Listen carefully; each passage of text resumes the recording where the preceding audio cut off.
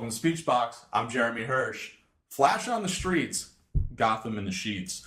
Now, tonight, as promised last week, we're going to talk about sort of a retrospective in terms of the Agent Carter show. Now, when that was first announced, I had some reservations because, Peggy Carter, to me, wasn't really a centralized character. She wasn't, at least to me, super developed in Captain America. Obviously, the love interest, and she was a strong female character. She was well written, but I did not know what they would do in terms in the scope of a short series. Now, I ended up, being turned on my ear, so to speak, because I thought it was phenomenal. It was very well written. All the episodes tied in really well. They did not particularly do a lot of call-outs and tie-ins to the larger Marvel universe, and that's because, the scope of the show is taking place, 40s, 50s, so not much really at that time point, but you did have Howard Stark's return, played wonderfully by Dominic Cooper. So that tied in sort of to the Iron Man series. You had obviously a lot of references to Captain America, so that was really wonderful.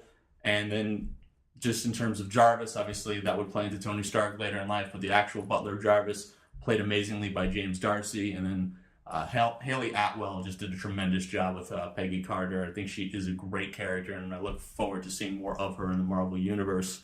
And then the show also had some really good references in terms of Hydra and Leviathan. And then also there was a callback episode that had the Howling Commandos. So the references and Easter eggs and things that they did include made a lot of sense and worked really, really well for the show. I think at the last episode, the inclusion of Toby Jones's Arnim Zola was really, really nice. So if that is the end of the series, they did kind of leave it in terms of a broader picture, which could be touched up on. So if they do bring the show back, there's certainly a lot of plot threads and things that can be touched back on. So that was really masterfully done. So I give everybody a lot of credit in terms of that. Another thing that I really, really liked was in season 2 of Agents of S.H.I.E.L.D., the villain Daniel Whitehall mentioned the Faustus method for hypnotizing people. And then we had the Marvel villain, Dr. Faustus, Johann Fenhoff, played by Ralph Brown. So that was really good. And I think Ralph Brown did a tremendous job with that role. So I would recommend Agent Carter. It's 8 episodes, so it's a mini-series essentially. And that did nothing but make the show stronger. I think doing like a 15 or 20 episode arc of that, you'd have a lot of filler episodes. It would dilute it a bit. And there's actually a lot of shows that I think would benefit from running a little shorter. But again, an excellent addition to the Marvel Universe, and I would recommend it to everybody. On that note, closing Broment of the week, once again an interview we did at the Virginia Comic Con. We're going to show you an interview I did with Kelly Yates. Kelly Yates is most noted for being an IDW artist, doing Doctor Who. So we will close out the week with that.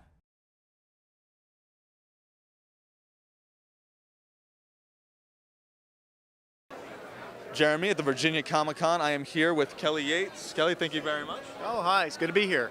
And basically, looking through Kelly's work, Kelly has done Doctor Who comics for IDW Publishings. And Kelly, how long have you been working on the Doctor Who line? Probably about since 2007, and everything with the Forgotten issues 4 and 6 were some of the first stuff I did for IDW. Very nice. Do you have a particular favorite Doctor to draw?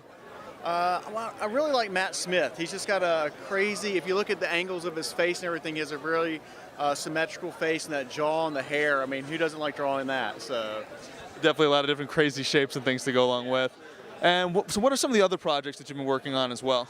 Well, Doctor Who's what I mostly made a name for myself. And I grew up watching Doctor Who since Tom Baker in the late 70s.